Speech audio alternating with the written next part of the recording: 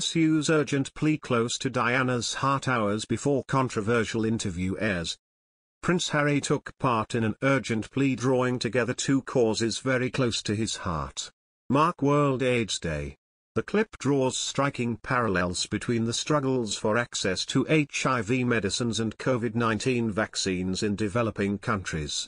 With this video, the People's Vaccine, a movement of health and humanitarian organizations, experts, economists and global leaders, argues the world is witnessing history repeating itself when it comes to barring poorer countries to access to means that could drastically curb a pandemic.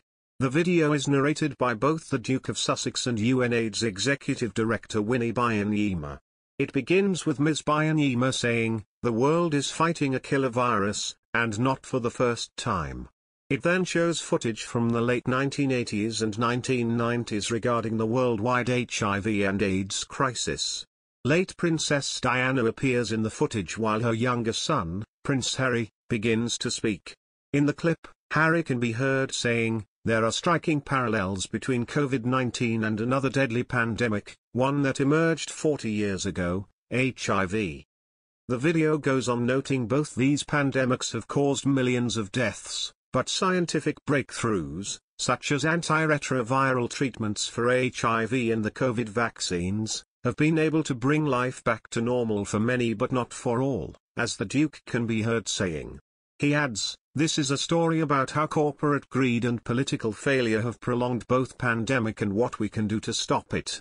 Ms. Byanyima can be heard saying in the video, "Why are the poor being left behind?"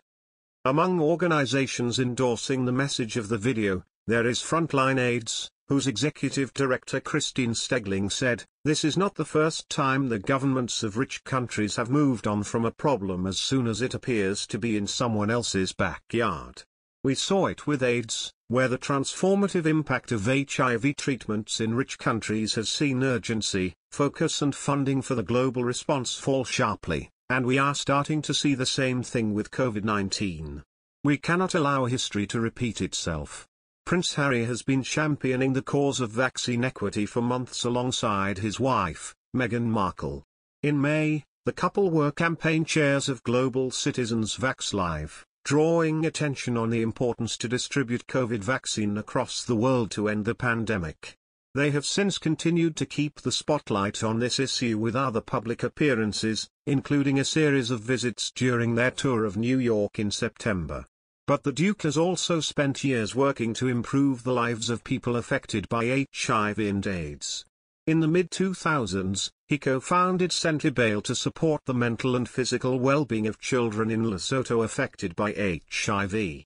Just last year, he said, "On this World AIDS Day, I want to restate my personal commitment to doing all I can to keep chipping away at the stigma and to be able to say we are the generation that finally ends HIV." The video by the People's Vaccine Movement was shared just hours before GB News is due to air an interview by Nigel Farage to Donald Trump. Extracts shared ahead of the interview, to be broadcast at 7 p.m., show the former US president leading a blistering attack on Meghan, accused of disrespecting the Queen and being inappropriate with her activism. Speaking of the Duchess, he added, "I think she's been very disrespectful to the Queen, who's such a great woman, such a great person, a historic person. I think she's very disrespectful to the royal family and most importantly to the Queen." Speaking about Meghan's campaigning on paid parental leave using her royal title, Mr. Trump also said, "She is trying to do things that I think are very inappropriate." The Legacy Award was first introduced by the Diana Award in 2017 to celebrate the life of the princess on the 20th anniversary of her death. It is handed out every 2 years, with William and Harry having presented the inaugural ones at St. James's Palace in 2017. Tessie Ojo, chief executive of the Diana Award, said, "The pandemic continues to disrupt lives and exacerbate social inequalities. But out of the darkness of COVID, young people are standing up to shape change in their communities across the world."